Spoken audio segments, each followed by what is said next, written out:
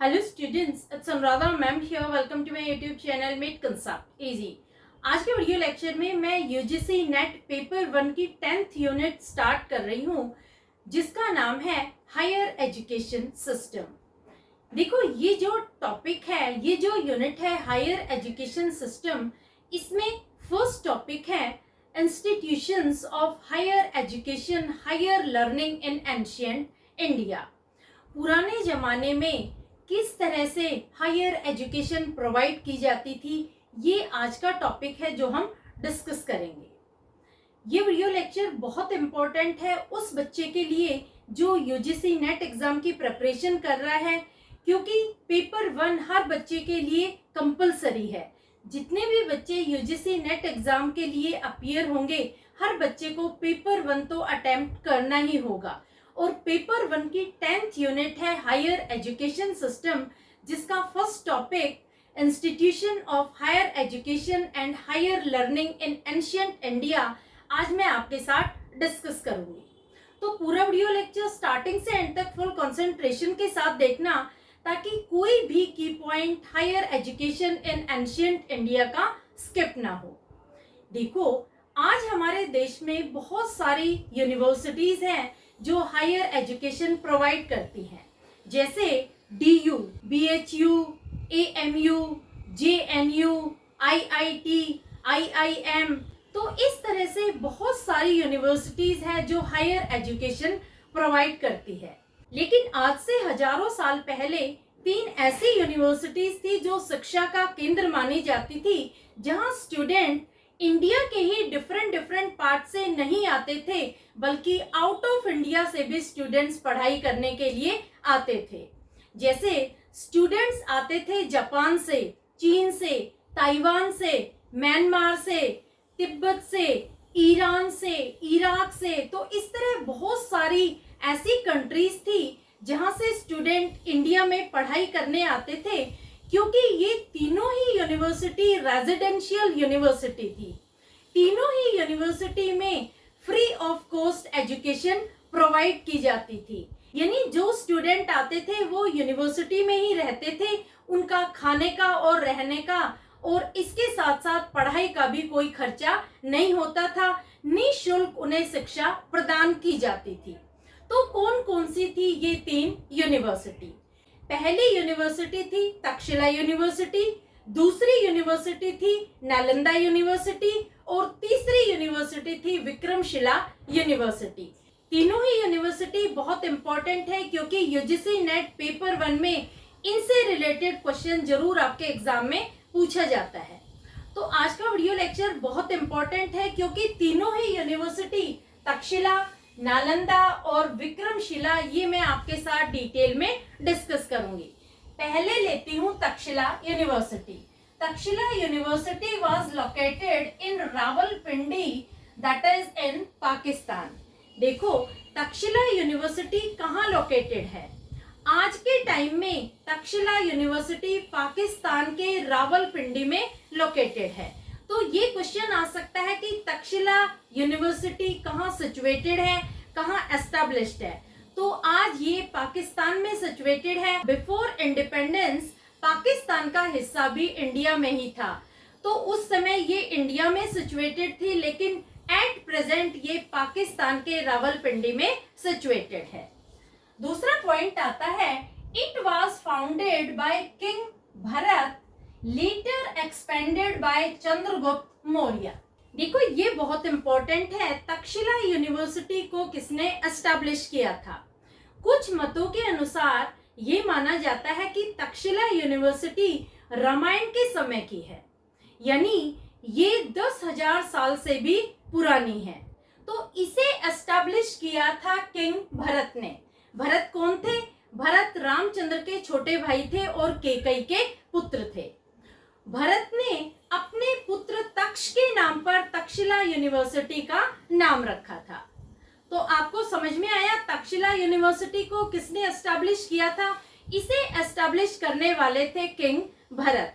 बाद में इस यूनिवर्सिटी को एक्सपेंड किया था चंद्रगुप्त मौर्य ने। तो देखो किस तरह का क्वेश्चन आता है कि तक्षशिला यूनिवर्सिटी को एस्टैब्लिश करने वाले फाउंडर कौन थे? तो इसे एस्टैब्लिश करने वाले सबसे पहले थे राजा भरत। और अगर सपोज क्वेश्चन में आपको भरत का नाम नहीं दिया, चंद्रगुप्त मौर्य का नाम दिया है, तो आपका आंसर होगा चंद्रगुप्त मौर्य, क्योंकि चंद्रगुप्त मौर्य ने ही इस यूनिवर्सिटी को एक्सपेंड किया था। जो भी आगे एक्सपेंशन का काम था वो सब किया था चंद्रगुप्त मौर्य ने। क्लियर? नेक्स्ट पॉइंट आता है, it is estimated to exist in 5th century BC। देखो, इसके एस्टैब्लिशमेंट का कोई एग्जैक्ट टाइम नहीं है, ये सिर्फ एक एस्टिमेशन है, ये सिर्फ एक अजम्पशन है कि इसे एग्जिस्ट किया गया था 5th सेंचुरी BC में। तो आपको ये भी ध्यान रखना है कि तक्षशिला यूनिवर्सिटी एग्जिस्टेंस में कब आई थी। इसका टाइम पीरियड था 5th century BC। Next point is, UNESCO declared it world heritage sites in 1980। ये बहुत इंपॉर्टेंट क्वेश्चन है, कई बार आपके एग्जाम में पूछा भी गया है। यूनेस्को ने इसे वर्ल्ड हेरिटेज साइट कब डिक्लेयर किया था? तो आपको ईयर ध्यान रखना है, 1980। 1980 में तक्षशिला यूनिवर्सिटी को यूनेस्को ने वर्ल्ड हेरिटेज साइट डिक्लेयर किया था। वर्ल्ड हेरिटेज साइट को हिंदी में कहते हैं विश्व धरोहर स्थल। तो दूसरा क्वेश्चन इस तरह से भी पूछा जा सकता है कि 1980 में यूनेस्को ने किसे विश्व धरोहर स्थल डिक्लेयर किया था? तो ये थी तक्षशिला यूनिवर्सिटी। तीसरा क्वेश्चन ये भी आ सकता है कि 1980 में तक्षशिला यूनिवर्सिटी को यूनेस्को ने क्या डिक्लेयर किया था? तो इसे डिक्लेयर किया था वर्ल्ड हेरिटेज साइट, यानी विश्व धरोहर स्थल। क्लियर? तो ये बहुत इंपॉर्टेंट है, आपको नाम भी याद रखना है कि यूनेस्को ने डिक्लेयर किया था और क्या डिक्लेयर किया था, वर्ल्ड हेरिटेज साइट, और ईयर था 1980।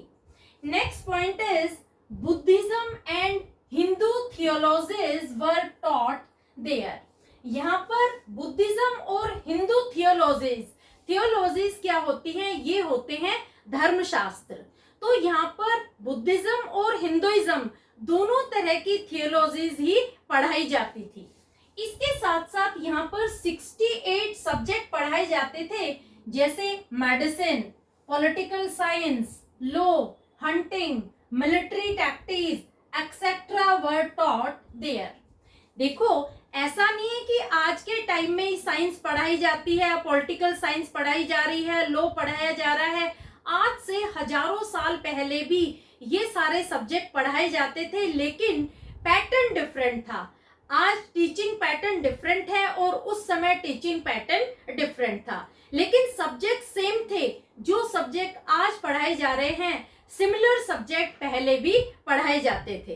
तो तक्षशिला यूनिवर्सिटी ये ऐसी यूनिवर्सिटी थी जिसमें 68 सब्जेक्ट इंक्लूडिंग लिटरेचर पढ़ाए जाते थे, जिन्हें पढ़ने के लिए स्टूडेंट्स बाहर के देशों से भी आते थे।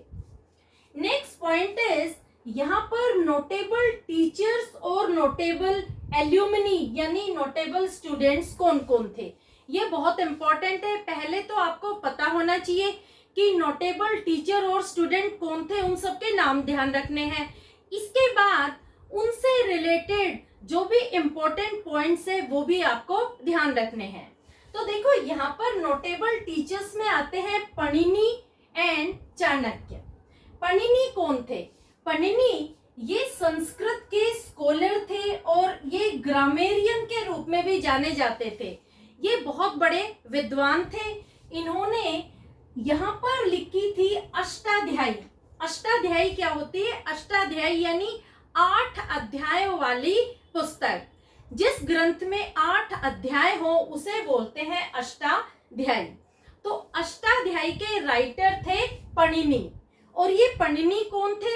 ये पणिनि थे तक्षशिला के टीचर।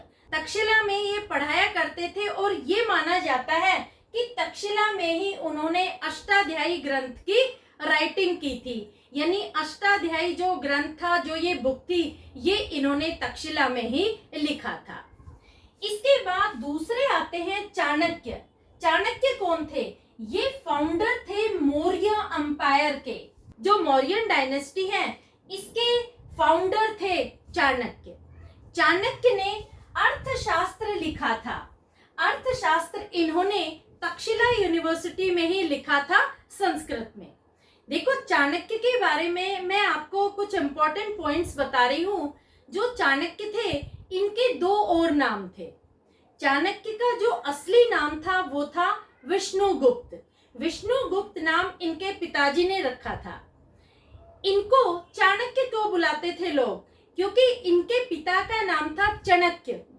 तो चाणक्य के पुत्र को लोगों ने बुलाना शुरू कर दिया चाणक्य। इस वजह से इनका नाम हो गया चाणक्य। इनका एक और नाम था कौटिल्य। लोग इन्हें कौटिल्य नाम से क्यों बुलाते थे?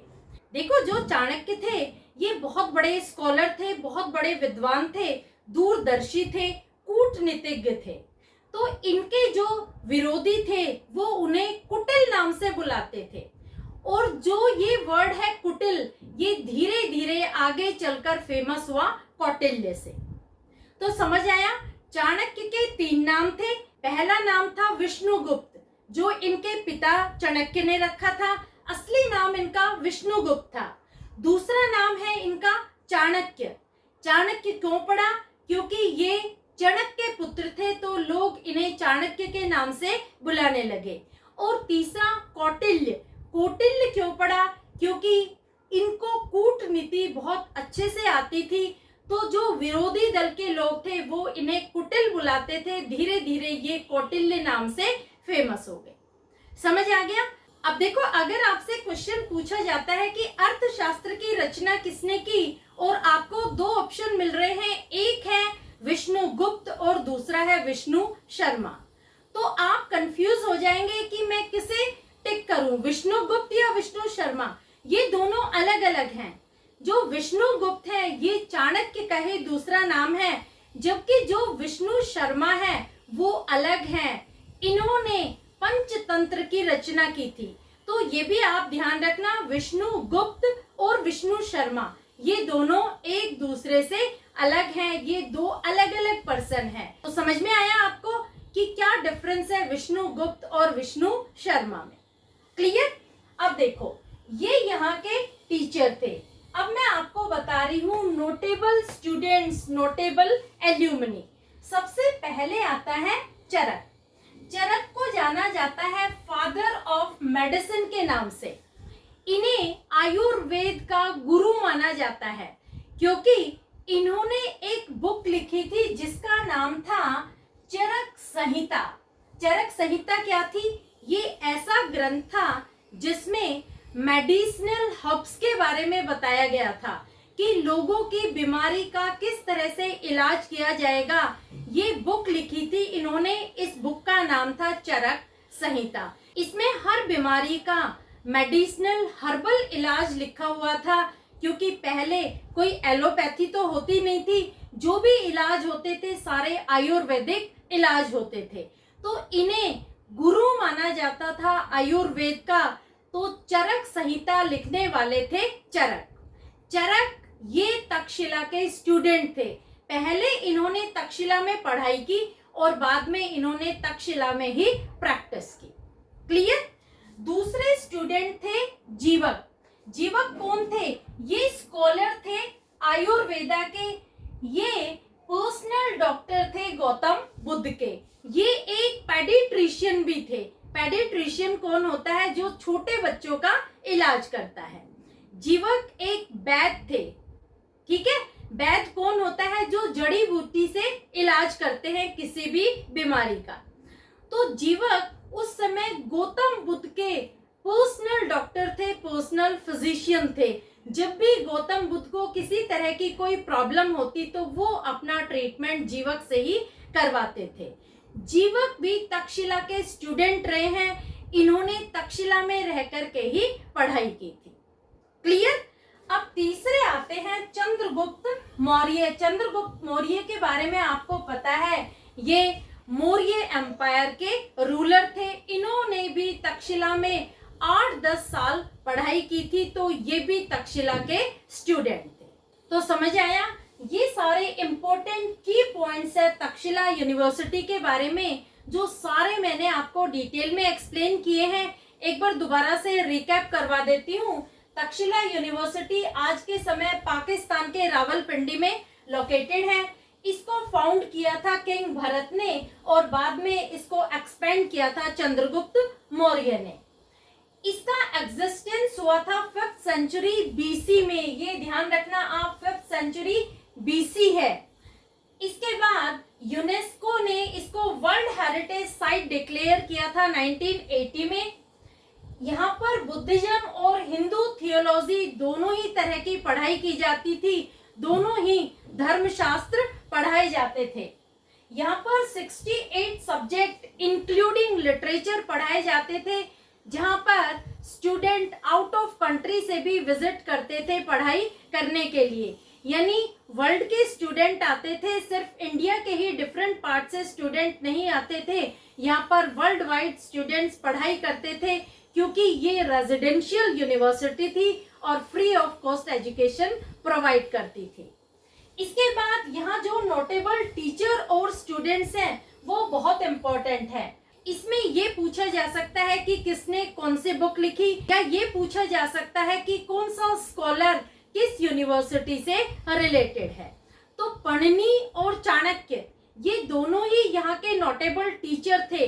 जो पणिनि थे, इन्होंने अष्टाध्यायी की रचना की थी। ये एक ग्रामेरियन भी थे और संस्कृत के बहुत बड़े स्कॉलर थे। जो चाणक्य थे, इन्होंने अर्थशास्त्र की रचना की थी और ये फाउंडर थे मौर्यन एम्पायर के। क्लियर। इसी तरह से जो नोटेबल स्टूडेंट थे, इसमें 3 स्टूडेंट आते हैं। पहले आते हैं चरक, जिन्होंने चरक संहिता लिखी थी। इन्हें फादर ऑफ मेडिसिन के नाम से भी बुलाया जाता है। दूसरे हैं जीवक, जो बुद्ध के पर्सनल डॉक्टर थे और ये एक बहुत अच्छे वैद्य थे। ये पेडिट्रिशियन भी थे, यानी छोटे बच्चों का भी इलाज करते थे। और तीसरे थे चंद्रगुप्त मौर्य, जो मौर्य एम्पायर के रूलर थे। इन्होंने भी तक्षशिला में रहकर ही पढ़ाई की थी। क्लियर। तो स्टूडेंट कौन थे? स्टूडेंट थे जीवक, चरक और चंद्रगुप्त मौर्य। टीचर कौन थे? टीचर थे पणिनि और चाणक्य। चाणक्य के 2 और नाम है, एक है विष्णुगुप्त और दूसरा है कौटिल्य। क्लियर। तो ये सारा था तक्षशिला यूनिवर्सिटी के बारे में, जो वर्ल्ड की सबसे पहली यूनिवर्सिटी थी। ये रिनॉन्ड यूनिवर्सिटी थी, प्रेस्टिजियस यूनिवर्सिटी थी, बहुत फेमस यूनिवर्सिटी थी। ये वर्ल्ड की सबसे पहली यूनिवर्सिटी थी जिसमें स्टूडेंट पढ़ाई करने के लिए ना सिर्फ इंडिया के डिफरेंट पार्ट से आते थे, बल्कि आउटसाइड इंडिया से भी आते थे। क्लियर। अब मैं ले रही हूँ second university, that is Nalanda university.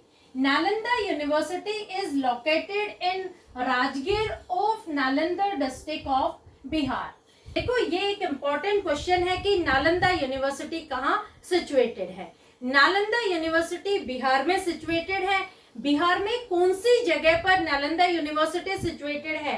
तो जगह है राजगीर। राजगीर ये एक टाउन है। ये टाउन कहाँ है? ये टाउन है नालंदा डिस्ट्रिक्ट में। तो तीनों ही नाम आपको ध्यान रखने हैं। बिहार क्या है? बिहार स्टेट है, नालंदा डिस्ट्रिक्ट है और राजगीर टाउन है, जहां पर नालंदा यूनिवर्सिटी सिचुएटेड है। क्लियर।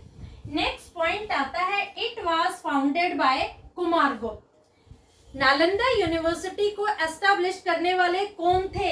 इसे एस्टैब्लिश करने वाले थे कुमारगुप्त। ये गुप्त डायनेस्टी के समय एस्टैब्लिश की गई थी, जिसके फाउंडर थे कुमारगुप्त। तीसरा पॉइंट आता है, it is estimated to exist in 5th century AD. ये माना जाता है कि इसका एग्जिस्टेंस 5th सेंचुरी एडी में हुआ था। देखो, ध्यान रखना आप, ये 5th सेंचुरी एडी है जिसमें नालंदा यूनिवर्सिटी का एग्जिस्टेंस हुआ था, और 5th सेंचुरी बीसी में तक्षशिला यूनिवर्सिटी का एग्जिस्टेंस हुआ था। दोनों ही 5th सेंचुरी में एग्जिस्ट हुई थी, लेकिन तक्षशिला में आप 5th सेंचुरी बीसी लिखेंगे और नालंदा में आप 5th सेंचुरी एडी लिखेंगे। क्लियर। तो समझ आया दोनों का डिस्टिंक्शन। दोनों ही यूनिवर्सिटी 5th सेंचुरी में एग्जिस्ट हुई थी, लेकिन तक्षशिला 5th सेंचुरी बीसी में एग्जिस्ट हुई थी और नालंदा 5th सेंचुरी एडी में एग्जिस्ट हुई थी। ये आप ध्यान रखना। इसके बाद आता है UNESCO nominated it for world heritage site on 9th Jan 2009 and declared it World Heritage Site on 15th July 2016। ये बहुत इंपॉर्टेंट है, कई बार एग्जाम में पूछा गया है। इसमें दो क्वेश्चन हैं, दोनों की ही अलग अलग डेट है। देखो, यूनेस्को ने इसे नॉमिनेट किया था वर्ल्ड हेरिटेज साइट के लिए 9th Jan 2009 को, यानी 2009 में जो टेंटेटिव लिस्ट बनाई गई थी वर्ल्ड हेरिटेज साइट की, उसमें नालंदा यूनिवर्सिटी का नाम डाल दिया गया था, लेकिन इसे वर्ल्ड हेरिटेज साइट डिक्लेयर नहीं किया गया था 2009 में। तो आपको ये ध्यान रखना है कि इसका नॉमिनेशन कौन से साल में किया था यूनेस्को ने वर्ल्ड हेरिटेज साइट के लिए। तो ईयर था 2009 और डेट थी 9th Jan 2009 को यूनेस्को ने इसे नॉमिनेट किया था, यानी नामांकित किया था। इसे एक टेंटेटिव लिस्ट में डाल दिया गया था कि इसे हम वर्ल्ड हेरिटेज साइट डिक्लेयर करेंगे, लेकिन 2009 में डिक्लेयर नहीं किया था। डिक्लेयर कब किया इसको वर्ल्ड हेरिटेज साइट? डिक्लेयर किया था 15th जुलाई 2016 में। तो ये दोनों ही डेट बहुत इंपॉर्टेंट है। 15 जुलाई 2016 को यूनेस्को ने नालंदा यूनिवर्सिटी को विश्व धरोहर स्थल डिक्लेयर कर दिया था। 2009 में तो सिर्फ विश्व धरोहर स्थल के लिए इसे नॉमिनेट किया था, लेकिन डिक्लेयर नहीं किया था, लिस्ट में ऐड नहीं किया था। लिस्ट में ऐड किया है 15 जुलाई 2016 में। क्लियर? तो दोनों ही डेट का डिफरेंस आपको समझ में आ गया। यूनेस्को ने जो नॉमिनेशन किया था वर्ल्ड हेरिटेज साइट के लिए नालंदा यूनिवर्सिटी का, वो डेट थी 9 Jan 2009 और डिक्लेरेशन किया था, यानी वर्ल्ड हेरिटेज साइट की लिस्ट में ऐड किया था, वो डेट थी 15 जुलाई 2016। Clear? Next point is Buddhist doctrine were taught there. Subjects like philosophy, Vedas, fine arts, grammar, medicine, logic etcetera were taught there. देखो, यहाँ पर मेन फोकस किया गया था बुद्धिस्ट डॉक्ट्राइन पर। जो बुद्धिज्म था वो यहाँ पढ़ाया जाता था, क्योंकि यहाँ पर बुद्धिज्म के ही बहुत ज्यादा फॉलोअर थे। लेकिन और भी बहुत सारे सब्जेक्ट्स पढ़ाए जाते थे, जैसे फिलोसॉफी है, वेदा है, फाइन आर्ट्स है, ग्रामर है, मेडिसिन है, लॉजिक है। ये सारे सब्जेक्ट भी यहाँ पर पढ़ाए जाते थे। और इन सब्जेक्ट्स को पढ़ने के लिए यहाँ स्टूडेंट सिर्फ इंडिया के ही डिफरेंट पार्ट से नहीं आते थे, बल्कि वर्ल्ड से आते थे। आउटसाइड इंडिया से भी स्टूडेंट्स यहाँ पढ़ाई करने आते थे। नेक्स्ट पॉइंट आता है चाइनीज ट्रेवलर यून सेंग विजिटेड नालंदा यूनिवर्सिटी। देखो, ये बहुत इंपॉर्टेंट क्वेश्चन है, कई बार आपके एग्जाम में पूछा जाता है कि फर्स्ट चाइनीज ट्रेवलर कौन था जिसने नालंदा यूनिवर्सिटी में विजिट किया था। तो ये था यून सेंग। ये स्पेलिंग थोड़ी सी अलग है, इसे आप ध्यान रखना। यून सेंग ये चाइनीज ट्रेवलर था जिसने फर्स्ट टाइम नालंदा यूनिवर्सिटी में विजिट किया था। टाइम पीरियड भी आपको पता होना चाहिए, 7th सेंचुरी में यून सेंग ने नालंदा यूनिवर्सिटी में विजिट किया था। और जब यून सेंग ने नालंदा यूनिवर्सिटी में विजिट किया था तो उस समय नालंदा के वाइस चांसलर कौन थे, ये भी आपको पता होना चाहिए। उस समय वाइस चांसलर थे शीलभद्र। ठीक है, तो शीलभद्र ये नाम भी याद रखना वाइस चांसलर का। ये यून सेंग ने जब विजिट किया था उस समय नालंदा यूनिवर्सिटी के वाइस चांसलर थे। जो यून सेंग था ये एक बहुत बड़ा स्कॉलर था। इसने इंडिया के बौद्ध धर्म और चाइना के बौद्ध धर्म के बीच के इंटरेक्शन को डिस्क्राइब किया था। क्लियर? तो यून सेंग से रिलेटेड सारे आपको पॉइंट समझ में आ गए। यून सेंग ये फर्स्ट चीनी यात्री था जिन्होंने नालंदा यूनिवर्सिटी में 7th सेंचुरी में विजिट किया था और उस समय शीलभद्र यूनिवर्सिटी के वाइस चांसलर थे।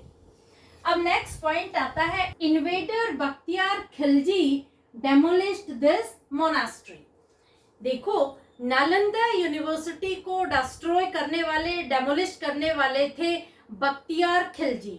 बख्तियार खिलजी ने क्या किया कि नालंदा यूनिवर्सिटी में आग लगा दी। जितने भी ग्रंथ थे, जितने भी लाइब्रेरी में बुक्स थी, उन सब में आग लगा दी और यहाँ पर जो बौद्ध भिक्षु थे, जो यहाँ सन्यासी थे, उन सबका नरसंहार कर दिया, यानी उन सबको मार डाला। तो इसको बर्बाद करने वाले थे बख्तियार खिलजी। लगभग 400 सालों तक ये यूनिवर्सिटी एग्जिस्ट हुई है बिहार में, लेकिन बाद में बख्तियार खिलजी ने इसे नष्ट कर दिया, इसे डेमोलिश कर दिया, इसे डिस्ट्रॉय कर दिया। तो बख्तियार खिलजी ने नालंदा को डिस्ट्रॉय क्यों किया? इसके पीछे जो इतिहासकार हैं, उन्होंने एक रीजन बताया है। उनके मत के अनुसार मैं आपको बता रही हूँ, एक बार बख्तियार खिलजी बहुत ज्यादा बीमार हो गए। इतने ज्यादा बीमार हो गए कि इन्होंने जीने की चाह छोड़ दी, यानी बहुत इलाज करवाने के बाद भी इनकी हेल्थ इंप्रूव नहीं हुई। तो नालंदा यूनिवर्सिटी के आयुर्वेद डिपार्टमेंट के प्रधान राहुल श्रीभद्र को बुलाया गया। बख्तियार खिलजी ने राहुल श्रीभद्र से कहा कि जो दवाई आप मुझे देंगे उसे मैं नहीं खाऊंगा, लेकिन आपको मुझे ठीक करना है, यानी मेरी हेल्थ आपको इम्प्रूव करनी है बिना दवाई खाए। अगर आपने ऐसा नहीं किया तो मैं नालंदा को डिस्ट्रॉय कर दूंगा।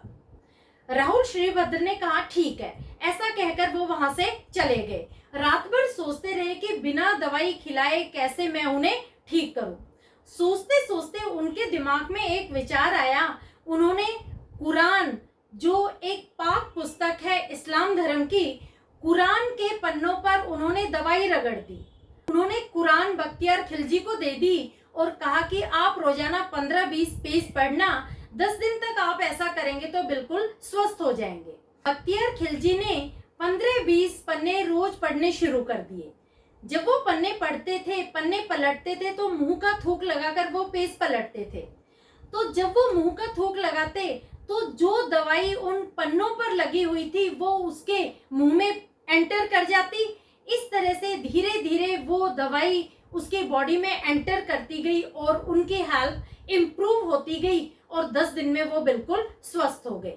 अपने आप को स्वस्थ देखकर बख्तियार खिलजी को बड़ा अचंभा हुआ। उनको बहुत ज्यादा आश्चर्य हुआ कि मेरी बीमारी कैसे राहुल भद्र ने ठीक कर दी। उन्हें भारतीय चिकित्सा से जलन होने लगी।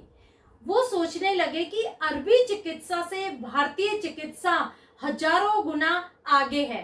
तो गुस्से में आकर उन्होंने नालंदा यूनिवर्सिटी को जलवा दिया।